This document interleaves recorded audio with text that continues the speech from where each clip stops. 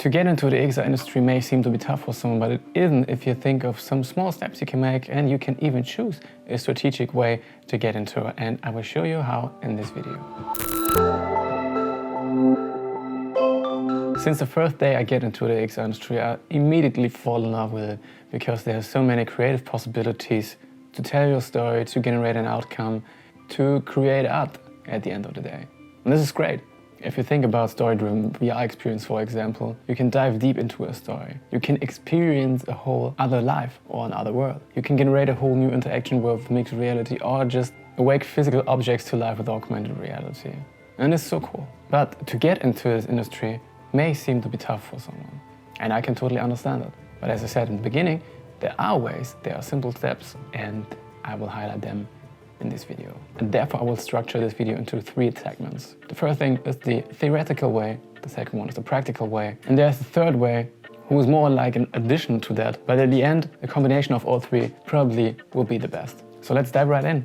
The first segment, the first module, the first way is the theoretical way, the educational way. There are university classes all around the world who has a main focus on cross-reality, or will have cross-reality as a side outcome in their studying. For example, I'm talking about human-computer interaction. Human-computer interaction is a really big industry, a really big topic, and very interesting as well. But cross-reality definitely is a part of it. And I'm pretty sure if you're studying human-computer interaction, you can focus on cross-reality as well. You can also do it by studying informatics, information technology, or game development. These are the more, let's say, technical courses, technical studies, where you are most likely to learn the development, the coding of it, or very strong hardware focused. I don't think you need to focus on a specific area of cross-reality when studying or studying, but it definitely will be a benefit. But for example, you can go to film school and can focus on VFX or directing and then go to the cross-reality area later then. You can become an XR director or you can become the director of cross-reality. As I mentioned in the previous video, the actual game engines have part or have modules of video editing and animation which have the origins in the VFX most of the time. So to know the VFX or to know how to produce VFX, how to work with it will definitely be a benefit if you want to go that direction. Maybe there are also classes about cross-reality itself, as I said, and I also saw in some universities or some schools that you can study cross-reality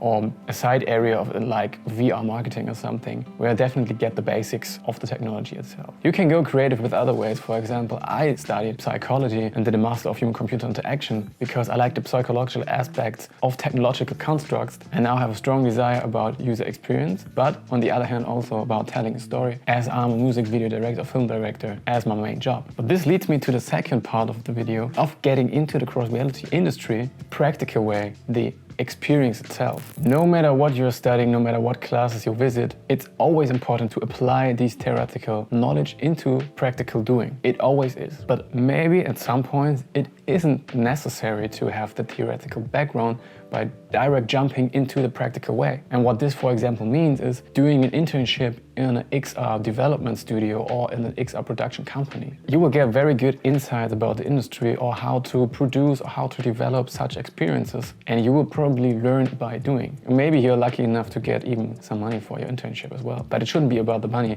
it should be about the experience, obviously. And this internship way, this practical way, is a very good way, definitely. But if there are no production companies around you, or you don't want to travel that far, or you just simply don't get an internship, but you maybe know how to game develop, you can start your own indie game. You can start by just developing your first VR indie game. I mean, why not? Maybe it isn't the best game, maybe it's very shitty and no one wants to play it, but at least you have done something and you get experience from that as well. You know, you definitely will know where it gets tough and which parts are easy and maybe how to solve them. There are a lot of online courses or tutorial videos around the internet where you can learn game development, and maybe you just need to know the basics to get into it. And this is basically the same way like creating your own augmented reality experience, for example, just for the sake of learning. Doing a very crappy experience always is better than doing nothing. And while getting your foot into the door of a production company or doing your first indie development, you also get to know all departments of an XR production, which is very important, because then you know that you're very good at, for example, scripting, or you're very good at compositing, or you recognize that you have no idea how to color grade a VR experience, or that you definitely need someone who can do atmospheric sounds or SFX. This is an advantage as well. because you can then more focusing in which department you want to dive deeper. It always is a good idea to surround yourself with people who know things you don't know, but I will talk about this in a minute, because you probably recognize that you may need some money for hiring people, or maybe you're lucky enough to get like-minded people who want to create an experience with you, and you can all profit from that. That would be definitely the coolest way, and also the most fun way. If you're thinking about doing your first indie development, your first indie production, and you recognize that you need some money,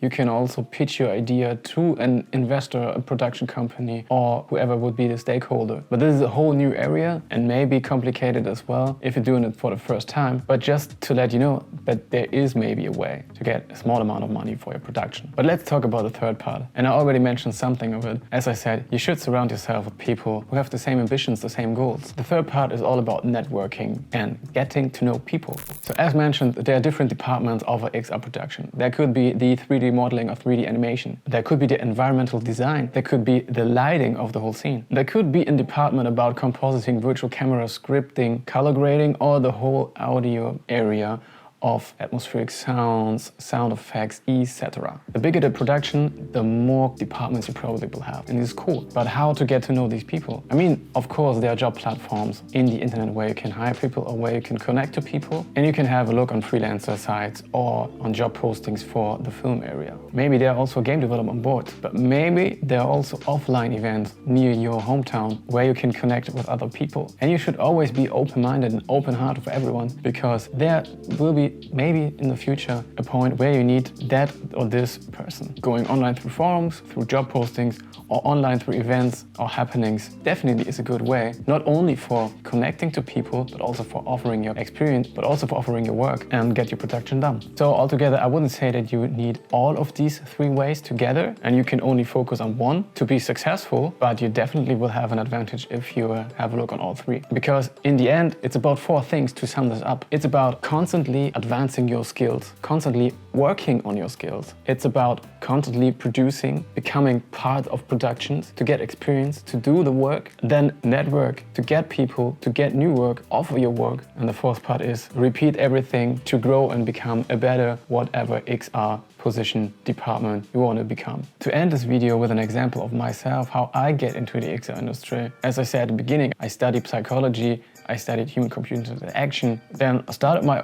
own VR startup, built my first own VR production, had a big augmented reality marketing campaign with a well-known German company, worked as a filmmaker and continued to grow my editing, communication and development skill, and now would call myself an XR director because this is what I want to do more in the future and what I'm focusing now. And I'm always open for projects to get to know new people, to become a part of a production, to repeat the cycle and get better and better to achieve my own personal goals. So hopefully you will benefit from my ideas as well. I'm very curious, so please let me know. And also, if there are ideas or ways which you think are better or other than what I mentioned, then also let me know and write it down in the comment section or leave me a message on social media. And I'm very grateful that you watched this video until the end, and would be even more if we will see each other on next Tuesday for a new episode of Cyber Casual.